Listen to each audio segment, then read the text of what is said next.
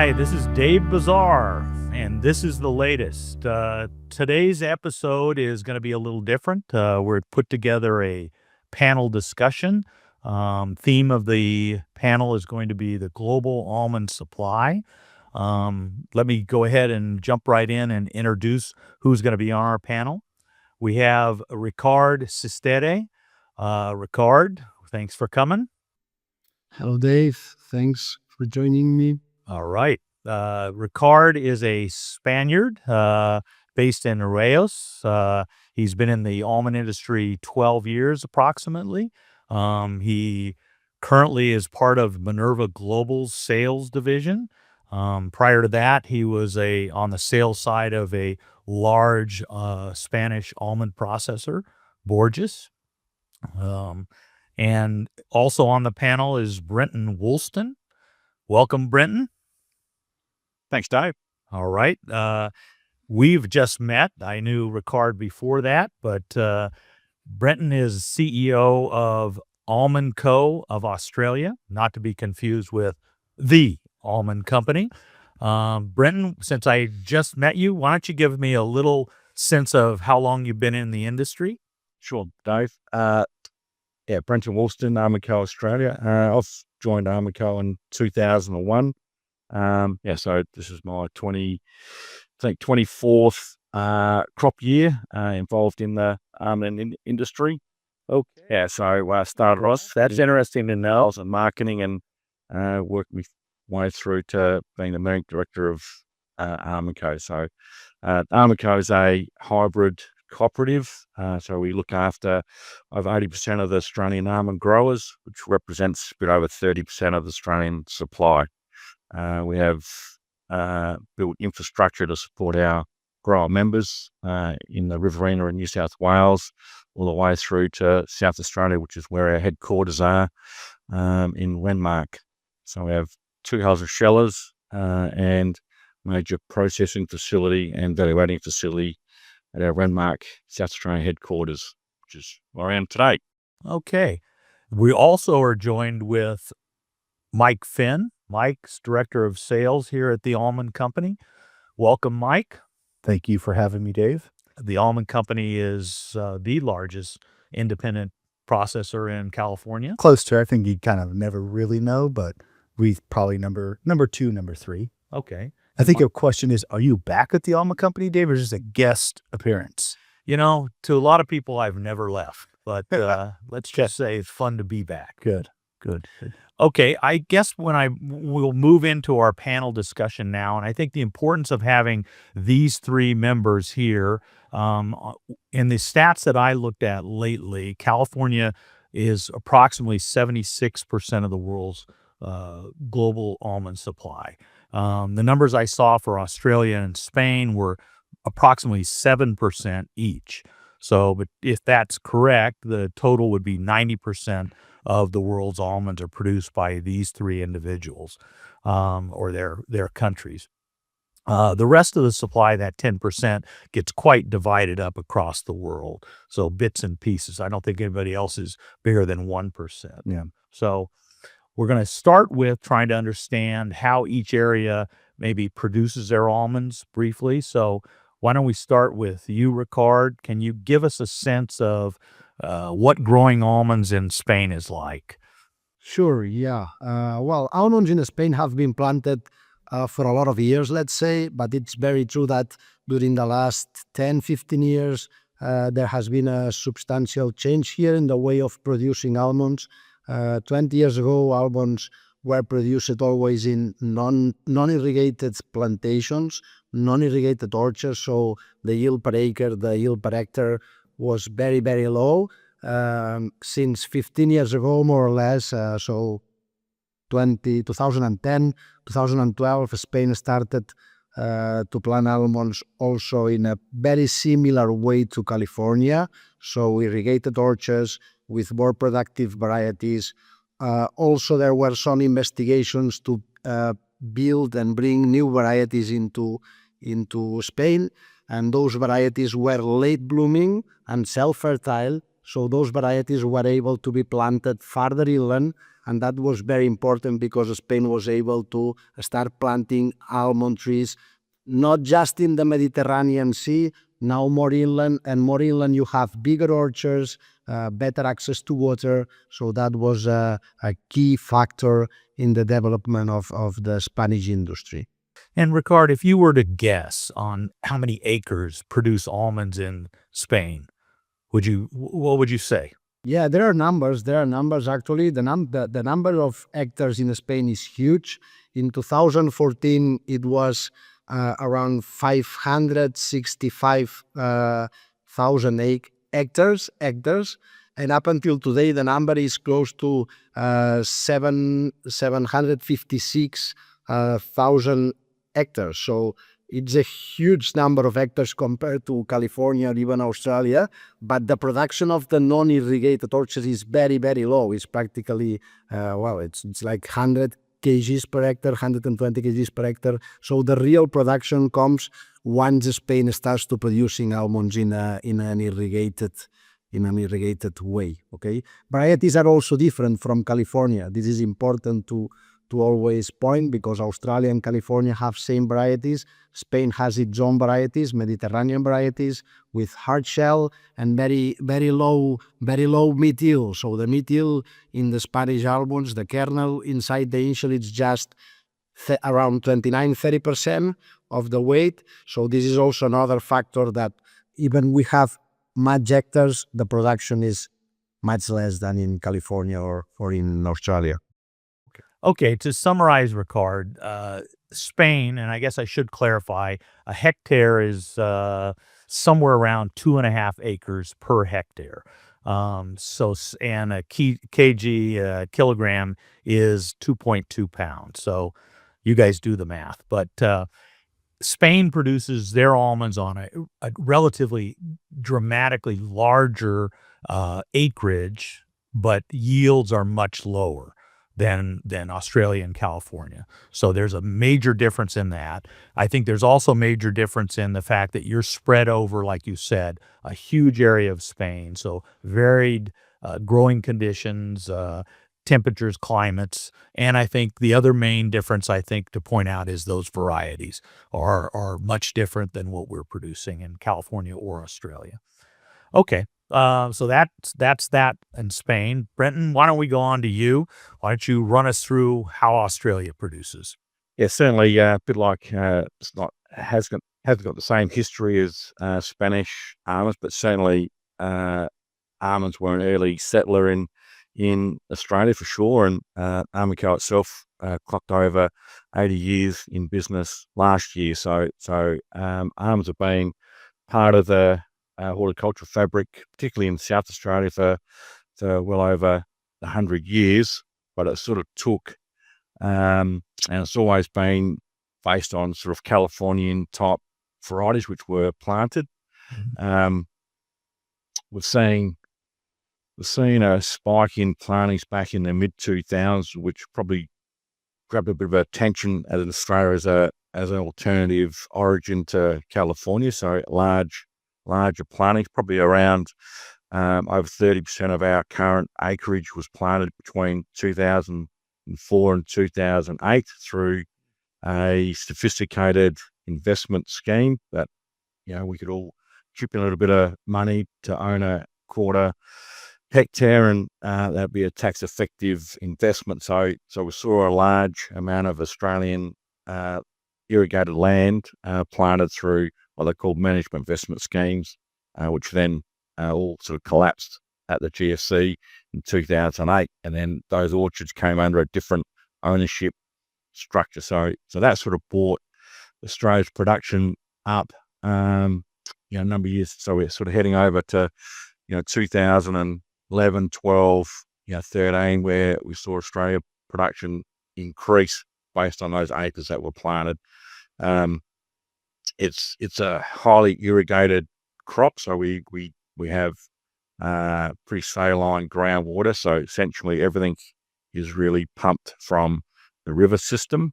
So we have sophisticated irrigation pumps located on surface water, as California would call it, which is a river system, and that river system is called the Murray-Darling Basin, which is a large irrigation basin for lots of different horticulture and agriculture. So it's a irrigated crop, and I guess why almonds were got a bit of attention from investors and further growers, because we sort of farm based on, we've got plenty of land, we just don't have enough water. So essentially, almonds being a high value crop, a crop that's in the ground for at least a couple of decades, it gives you a good return per water use, and land use. So it sort of converted land into a higher value based on the water use. So the industry sort of hit a bit of a flattening probably in the early 2011, 12, and then we saw some extra investment planted in plantings around that 2014 to 17, and sort of where we are today, that represents around about 150,000 plus acres, or about 62,000, 63,000 hectares of almonds planted in Australia. And I guess the economics over the last probably 3 years, and the fact that, water is always a hot commodity. Our government, similar to California, trying to reduce water use for food production. So there's a water buyback scheme. So water's the most important input that our growers have to sort of face with. So we haven't really seen any significant new plantings over the last number of years, and that sort of supports that what's happening in California, where nursery stocks are,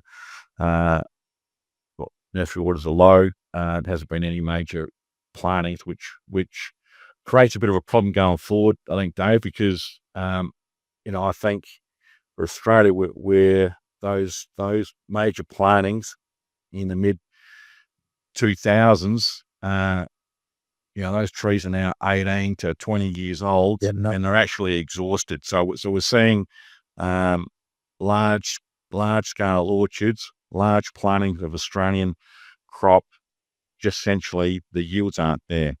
So everybody would have dialed in over a 1 ton, 1.2 ton per acre type yield projection for a tree lasting more than probably 18 or more than 15 years, but certainly still have high production levels. But those production levels certainly haven't been there the last 2 years. So we're 3 years really. Yeah. So we're seeing our global supply of almonds from California, Spain, Portugal, Australia really has peaked out. So we've got older, aging acreage, which at some stage needs to be either replaced or removed. So I think it's going to continue to be in a very tight supply period. I can't see any rainbows or pot of gold for instant supplies. Yeah. And whether our buying community like it or not, the economics has certainly hurt the fact that we're not getting the yields. And I think there's a lot of discussion, a lot of thinking about how do we, like all those orchards that were planted in the mid 2000s for Australia, like the cost of removing and replanting is a huge number. Will they go back to almonds? Some will, some probably won't. So I think, as an origin, we've probably exhausted our, we've tapped out. Yeah. What about nursery stock, Brenton, in Australia? I mean, I've always kind of heard maybe there's a struggle to get good quality nursery stock within Australia. Is that still a prevailing issue if there was to be some sort of increase in plantings? Mike, you're probably the only one that's still around to see the benefit of that. It's I'm not that old. Dave, that's right. You and I won't see it. But I think we're into the mid 2030s, Mike. Before we see any any new plantings coming into production, like it just takes that longer time, doesn't it? To one, you're sort of 2 years out from even replanting large scale orchards, and then you've got at least 3 or 4 years for producing. So you're sort of like a 7-year gap here between really trying to stop the slide of almond supply declining further. Everybody was talking about Australia as, oh boy, they're going to grow. You've educated us on why they're not, with those issues, water being the primarily one. Ricard, I've kept hearing that Portugal was going to be this big new area.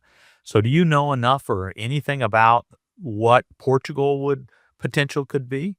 Yeah, Portugal for sure is one of the areas that will be growing more for the next year.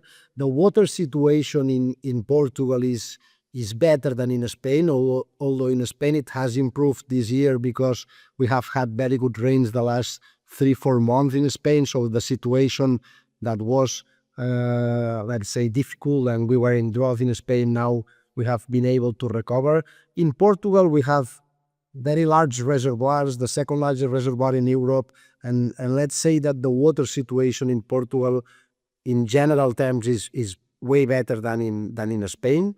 Portugal has been planting a lot of hectares during the last 5 years, I would say, and all of them are irrigated, no? So in Spain we are still planting in some areas non-irrigated, in some others is irrigated but not fully irrigated. In Portugal, yes, they have full irrigation, they have a lot of water allocation, so Portugal has the potential to keep increasing volumes in the next years. Portugal this year, I think that they had a crop around 25,000 metric tons kernel basis. The potential there for the next years is there. Probably they can go to double this size or this crop easy in the next 4 or 5 years. Yeah, Portugal is a big area. Spain will also increase because Spain, if we consider years 18, 19, 20, even 21, Spain was still planting a lot of new orchards, close to 15,000-20,000 hectares per year, all of those years. So those orchards are still very young or even non-bearing. So those orchards in Spain will, let's say, start producing now or producing more on the next year. So Spain will, if the water situation and frosts are not there, let's say, Spain should keep or continue increasing the crops on the next 3-4 years at least in Spain. So yeah, Spain, Portugal will be increasing their crops in the next years. So Yeah, sure. we jumped in from that farm side straight to that supply and more of a long-term idea about supply, or maybe it's closer than long-term. So Mike, why don't you continue on that aspect and talk a little bit about California's potential to be a bigger. I know I read the report by Terra Nova that talks about, we seem to have tapped out and, what our bearing acreage is going to do. What are your thoughts about California being a bigger supplier of almonds? I think the acreage really tells you the future of where you're headed. I think the nursery sales report was just released this afternoon. Okay. Only about 5 out of 8 of the nurseries reported their data to NAS. Okay. But just taking it on face value, there was 17,000 acres planted or sold a year ago. The data is always about 12 months old. The peak was in 2016 of about 108,000 acres that were sold. Wow. Okay. Last year, so basically 24 months ago, it was about 31,000 acres that were planted or sold in that time period. And I think you see it with the non-bearing acres in comparison to the total bearing acres. I think you're around 8-9%, something like that, when you've been as high as 21, 22, 23% of the total acreage was non-bearing. So I think the glut of all that non-bearing acreage really has come into production. As per that nursery sales report, nursery sales are really taking a nosedive. And then with Sigma, we think that the longer term future is, 40 to 42, maybe 45% of the acreage in California either is in whitelands or in surface water districts that have received less than an acre foot on a 10-year average. So essentially whiteland or constrained water supply areas. So I think the long term is going to be, maybe you've seen the largest crops that California can produce. And I think, second to that, it's, you're in an acreage, a quality, the quality of the bearing acreage right now is probably more suspect than it's ever been. Abandonments are pretty much at all-time highs.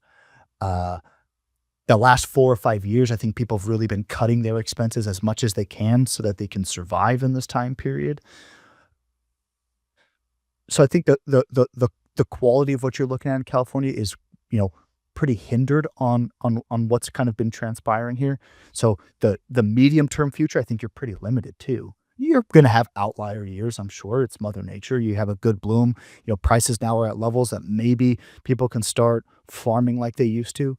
But I don't think that the 24 crop economics actually put the growing base in California on average in a materially better position than 12 months ago.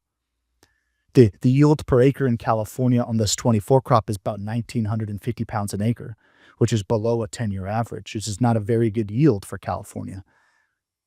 And let's just say the average price for the entire 24 crop marketing season is back to the ranch about $230, maybe $220, something like that. Okay. You're, $4,500, $4,600 gross per acre.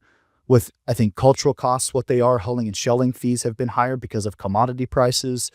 And interest payments, I think the average is breaking even. So there's guys above the average, there's guys below the average. The guys that are below the average are in a materially worse position than they were 12 months ago. So I just don't think the input, like the financial wherewithal is there in California to continue to push it forward. And asking you, Brenton, I mean, so you were saying a lot of it was driven by tax games and the rest. That was a big push, one of those portions of time. And now maybe water is a bigger, commodity than the almonds themselves. Is the economics to a grower exciting just to grow almonds or no right now? Again, if you convert it to a water use return, almonds sort of stacks up. It's just, I think the big change, Dave, from back in that period of high activity in plantings, which then brought Australia's production up to be more of a recognised. I always thought we we play a support role to California because of the counter seasonality of our crop. So we're even at 150,000 tons. So if you've got 150,000 acres, you're only growing or not growing 150,000 tons.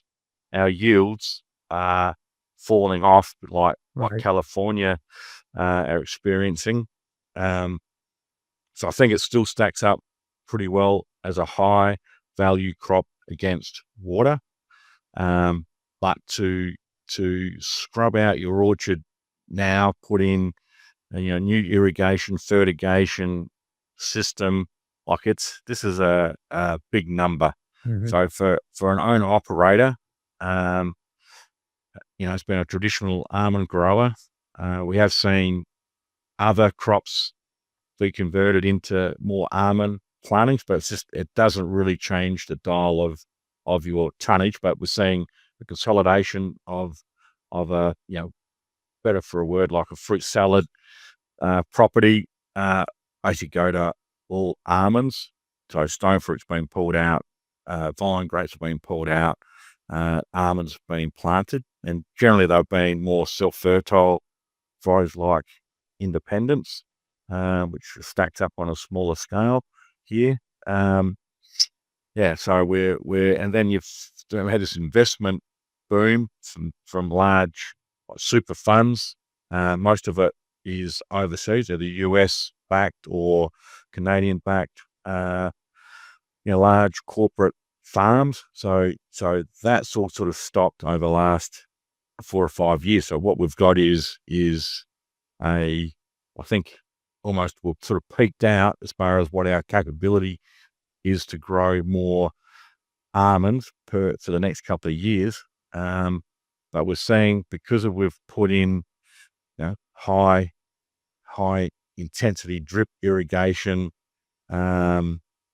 fertigation systems, all those sorts of things to be more sustainable in our water use. We see that the trees have hit the wall when they sort of reach that 15, 16 years old, where I'm sure when they plan that investment, they were looking at like a plus 20 year reasonable yielding orchard, but it's just not happening. And I'm thinking that's what Mike was saying about £1,900 per acre. Maybe that is the new normal. Mm-hmm. We're chasing these high yields because that's what we were told that we should be getting, but I can't see California or Australia getting those yields over the last couple of years. So I don't think we can accept that maybe yields going to be hard to get them back that way. Through economics, environmental conditions, it's the trees just don't respond when prices get better. It takes a couple of years to try and resurrect crop yields. And I was looking at, Dave sent me an email back in 2023 about the 23 crop. Mike sent it through. Mike. Yeah, and this is the experience for our 25 crop, which we're just finished harvesting and processing, is that crack outs, or the meat is basically the trees have pushed all the weight back into almond hull rather than the meat volume. So that's a big number when you're 10, 12, 14% out on your kernel crack outs, and you apply that across the industry. That's a big number that you haven't got in kernel weight. And so that's the other factor. We all think that the crop might be on the trees, but when you start processing it, it's the crop comes in light. And we're into, I know Mike sort of told Mike my theory that what happens in Australia generally happens in California 6 months later, because that's what the production data says. So we don't be surprised that you have larger kernel, lower crack outs in your crop you're going to harvest in July. Well, why don't we take it now and dial down a little closer, because you've talked about maybe more of the future potential, right, from a supply side. Why don't we start to discuss where you're at currently right now as far as market conditions? Mike, you want to start out with that on California? Yes, I think the current supply situation here, right, is end of April. California today, we're sitting here on the 24th. We're probably 83, 84% sold today on the average. The call growers in California are pulling that average higher. They're on the higher end of that average, I would say. We're seeing it's 90% sold on the call growers at the moment.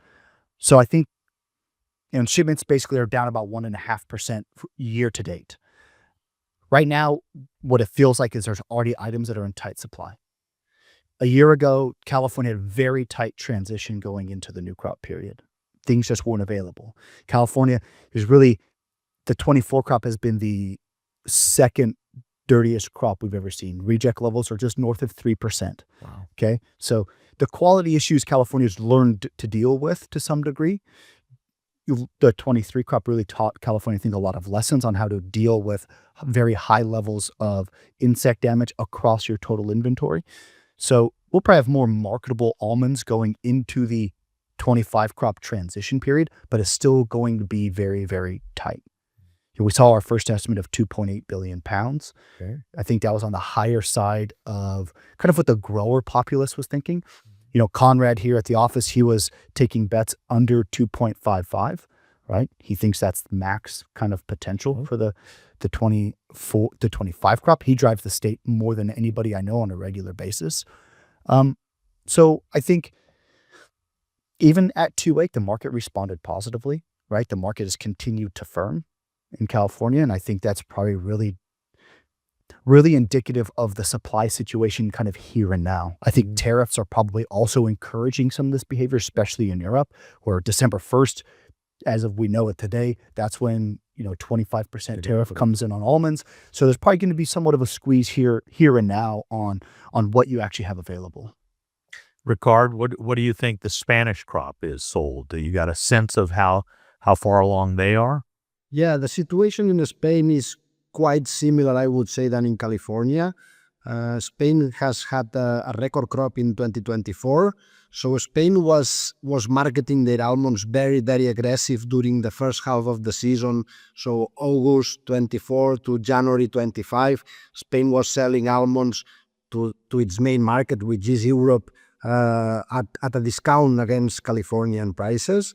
And Spain has been able to sell a huge part of the crop until the beginning of the blooming, let's say. I would say probably today Spain has less than 15% of the total supply pending to be sold.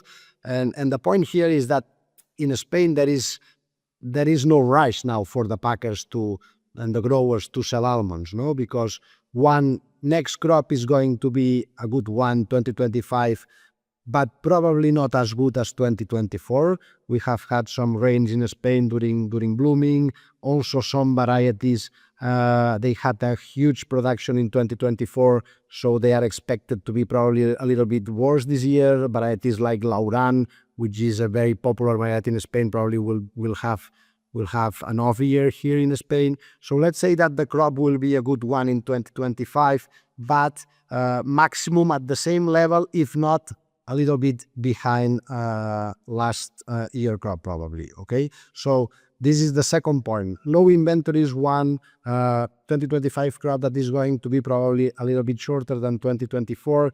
And then if we add here the tariff situation, the tariff uncertainty, theoretically 1st of December could be the date that tariffs are moving to 25%. If that were to happen, then packers have no rush, right? Maybe almonds in September, October, or let's say December have more value than what they have in September, October. So the situation in Spain now is the packers are not pushing to sell, and they are pretty comfortable with their sole position.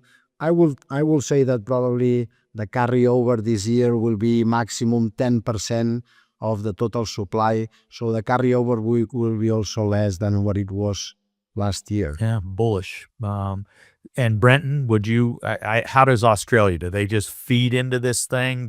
How are your sales?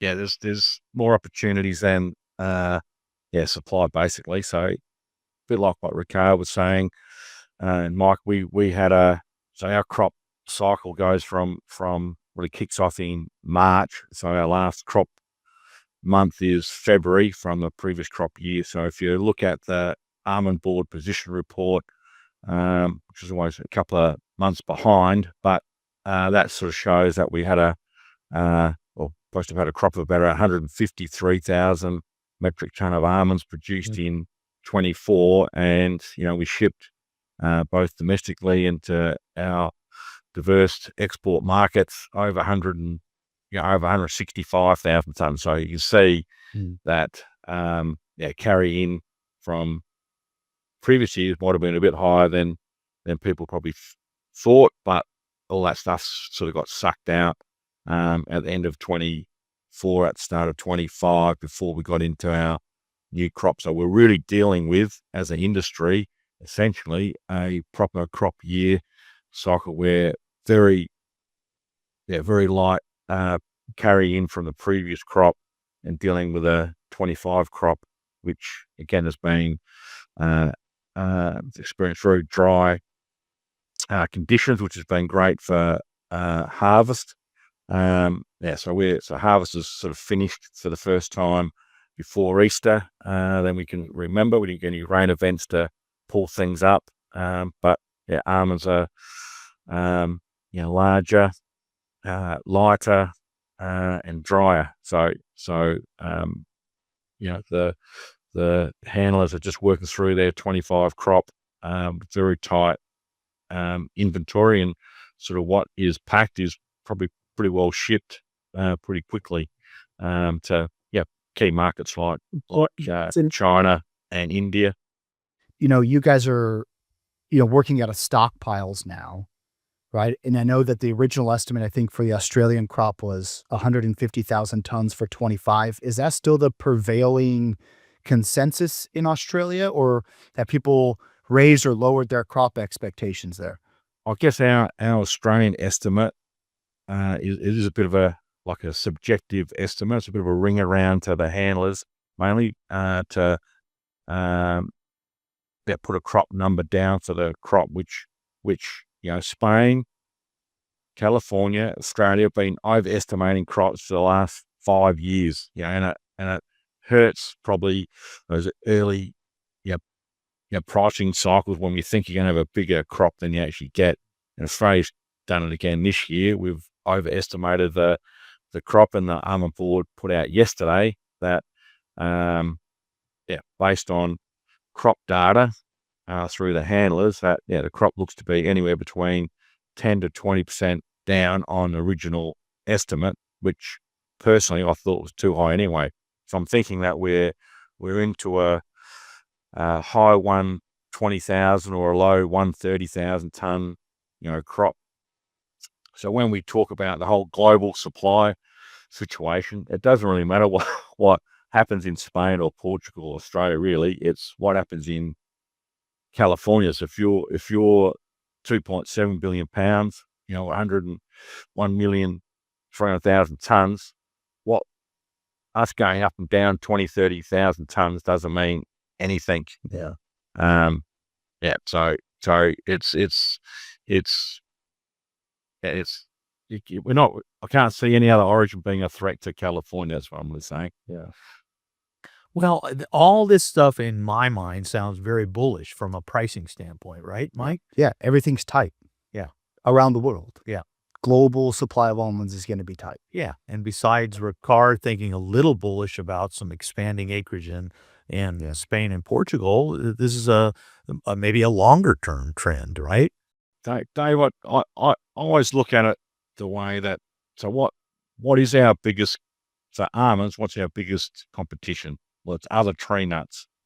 So for snacking, it's cashews. So cashews were on a downward pricing spiral for the last couple of years, had a rebound because, again, like cashew seed in West Africa and all these key origins where they produce cashews for Vietnam factories is just, it's a light crop. So supply on cashews is tight.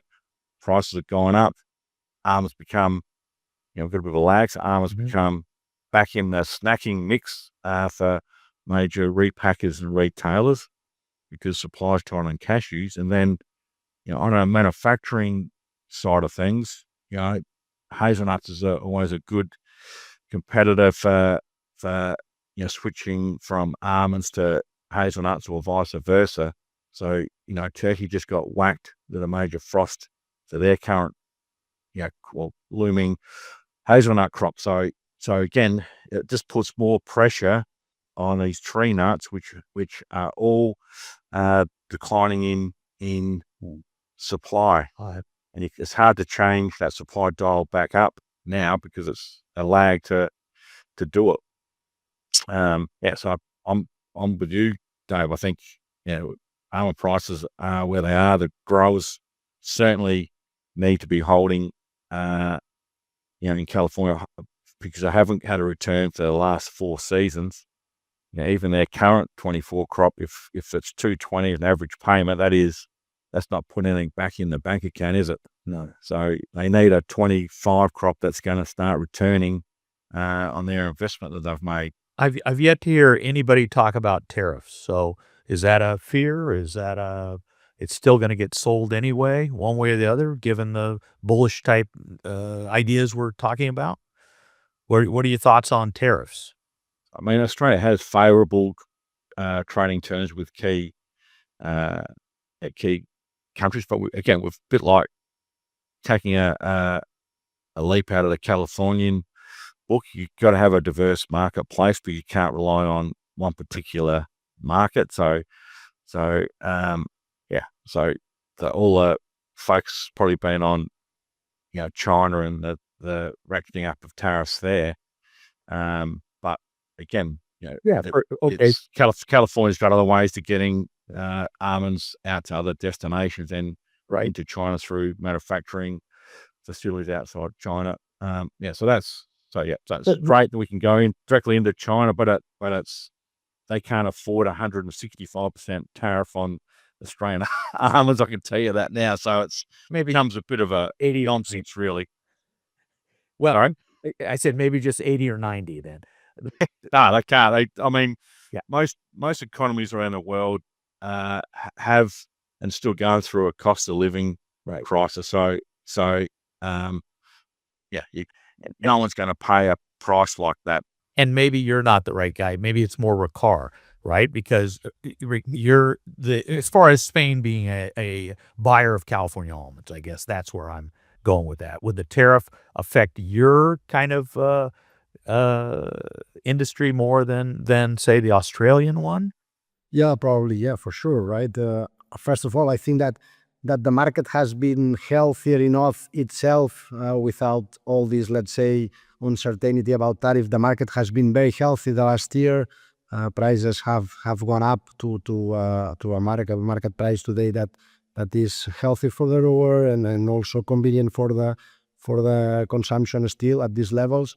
So, well, let's hope that nothing happens, right? The 25% up in tariff into Europe would be, I would say, a big number. So this could impact somehow a little bit, maybe the consumption. For sure that some Spanish growers or Portuguese growers will take advantage of that, but Europe is still importing more almonds than what Spain and Portugal can produce. So Europe will still need to import almonds from California. Then the point here is to see until which extent California can sustain consumptions with certain amount of tariffs into different areas, right? So let's hope that the next 60 days, 90 days to 3 months help to find an agreement between the areas and that those negotiations ongoing can arrive or can reach a satisfactory agreement between parts. We can only hope. Mike, what do you think? Is there anything you want to add on that? Yeah, I think an interesting dynamic will be the U.S. domestic market. Okay, so it's the largest single consuming country for the entire market. Okay. So your other tree nuts are going to get more expensive for your domestic customers. Cashews are going to be going up. Hazelnuts are going to be going up. So you have pecans, pistachios, and almonds. Okay, almonds are probably still a good value relative to those other U.S. domestic nut products. So I think you could see people switching more to almonds, potentially on the domestic side. Then I think, as we all know, people will find ways to continue to do business. I think you're seeing it now, right, in Southeast Asia. All these other destinations all of a sudden start kind of popping up, and I think you'll there'll be some way, I guess, that people will still continue to operate their businesses. Okay. I know we've run fairly long. I don't know. Do you guys have anything else, your ideas that are popping into your heads about what we should pass on? I think California even with their NAS estimates, I can't believe the criticism that comes about a crop number when you're forecasting 2.8 and you get 2.7 over, almost say 1.4 million acres of almonds is an incredibly accurate number. And here Australia we've got 150 odd thousand acres, and we're embarrassed ourselves, I think, in the last couple of years with how distant we are from what we say at the start compared to what we actually get at the end. And again, you've got to look at probably some company structures and why that's the case. That you can't actually report a number when you should be reporting it. So So for our business, all our growers have to fill out a crop estimation form. So you sort of get a general feel, bit like Mike was saying, when you're driving up and down the valley, you see things, and we do the same. Like, we're actively out visiting orchards and gardens for the growing regions, and you just know when the industry puts out a number, you go, that's just not right. Who's overinflated the number? You remind me of some growers that I used to deal with who would just complain continuously about that, and they felt like these estimates were such a disservice to pricing, and I don't know. The good point in Spain, we give a guess, an estimation, and we are not able to check the crop so well. Nobody knows if that has been correct or not. The objective estimates from NAS has been, I think, one of the best global estimates of any commodity you can have. To be within a number of percent each year is pretty amazing, I think. Like the subjective estimate, get rid of that. Because the growers what I've sort of found, Dave, is that most growers, there's no, if you're having a beer down the hotel and the pub with them, there's no one growing less than a tonne per acre or 1.3 tonne per acre. But then you look at their crop data and you go, there's something going on here. You're sending your almonds somewhere else. Because growers aren't growing the yields. As simple as that. And for Terranova to then put all the disclaimers in there what's happening on the orchard with distressed orchards and lack of inputs and all those sorts of things, and then come up with surely the crop can't get any worse, so we'll just pump it up to 1,400 and something pounds per acre, and that projects a 2.8 billion pound crop. It doesn't work like that. It just doesn't work like that. The trees take. Your name isn't Vince Taylor, okay? I like it. If you guys get more than 2.4 billion pound crops this year, you're doing well. We'll see. We'll run a book again, Mike. Yes, I think there's a friend of the Almond Co, Chad DeRose, okay, and I think credit to him, he's super analytical. But he thinks, and I have to agree, that in these scenarios, like we talked about the quality of California acreage, it is so difficult to estimate crops. Okay, number one, you have, again, lack of inputs. You have highest abandonments you've ever had. Acreage is going backwards. And in 2000 and probably 2008 to 2018, you had everybody was doing well. Everybody's kind of farming the same. It was more uniform from one end of the state to the next. And it's just, I think, virtually impossible today to be able to see even 2,000 orchards, which nobody is really doing in any of these estimates. The objective is under 1,000. I think the last report we saw was 563 or something like that. It's going to be really difficult for anybody to pin this thing down. Right. Okay, not to throw Chad under the bus, but Chad's also a member of a crop estimating group that goes through, headed by Paramount. So correct. Huh. Correct. Yeah. It's tough. Other guy. It's tough. It's tough. No doubt about it. So I guess without further ado, I'd like to thank our amigo in Spain, Ricard, and our mate down under, Brenton, and Mike Finn as usual. All right. Well, that's been the latest.